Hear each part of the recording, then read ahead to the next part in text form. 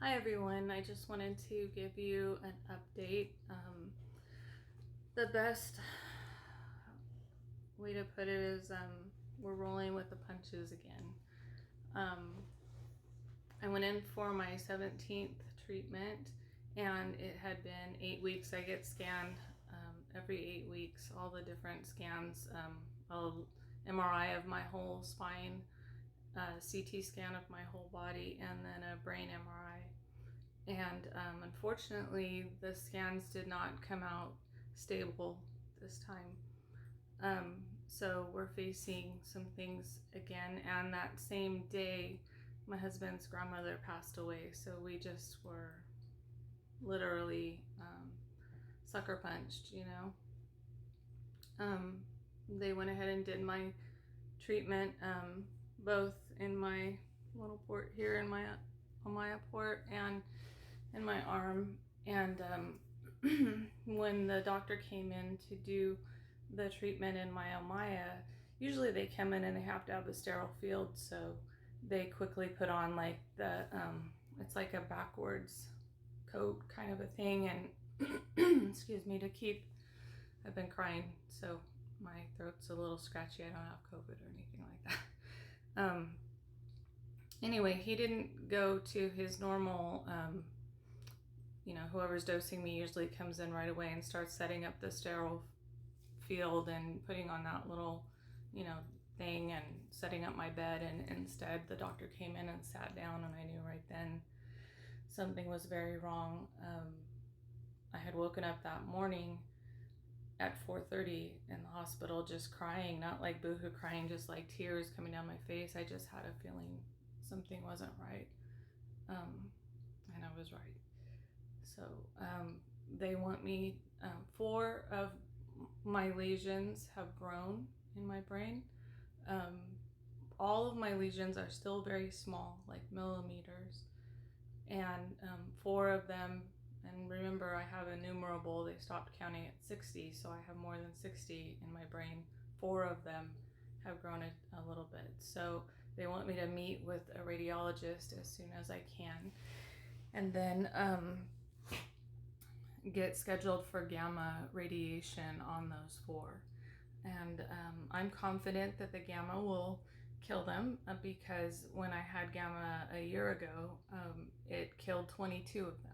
So if we have to, honestly, I was just thinking last night too, like if they have to do 4 or 5 at a time, zap 4 or 5, if they start to grow, zap, zap, zap, then they're dead, then they're gone, and I'm not. I'm still here and still fighting. I will never give up fighting. And we can extend my life out until there's a cure. Wouldn't that be wonderful? So that's where we're at. It's going to be a difficult time, just because, with a death in our family at the same time as going through all of this. And the gamma, actually, when I went through it before, it was very scary because I didn't know. And they screw the screws here and here, the 4 places, and it goes, they screw them, they numb you of course, but then they screw it in all the way to your skull bone, and your head has to stay completely immobilized. The frame that they put on you locks into the bed, and when they put you into the gamma, and I'm sedated, or at least I was last time, because I was in there for quite like 5.5 hours. So I don't know, and that was 22, so I'm sure I'll be in this one a lot less time. So I'm confident this is just a bump in the road, and I know Jesus can heal me, and we can find a cure for this thing. They've come leaps and bounds in the past 5 years. But this also brings to mind what us in the melanoma community have been trying to get across to everyone. Melanoma is a very, very aggressive cancer. People a lot of times just, oh, it's just skin cancer, it's just, nothing. It is in late stages very, very aggressive, even more aggressive than breast cancer and some other kinds of cancer. It finds ways around things, finds ways around the treatment. There is no cure. There is no remission. You just have to get to NED, which is no evidence of disease, no progression, no additional masses or lesions in your body. And then that normally doesn't last for very long. Some people it lasts years, some people months. Unfortunately, a lot of people it doesn't last that long, and you just have to keep fighting wherever it's popping up here and there with radiation, higher dosing on your treatments, whether you take the IV and intrathecal treatment or the pills, the targeted pills that they give us, or both. And all we can do is continue the fight, and live, make the most of everything while we're here.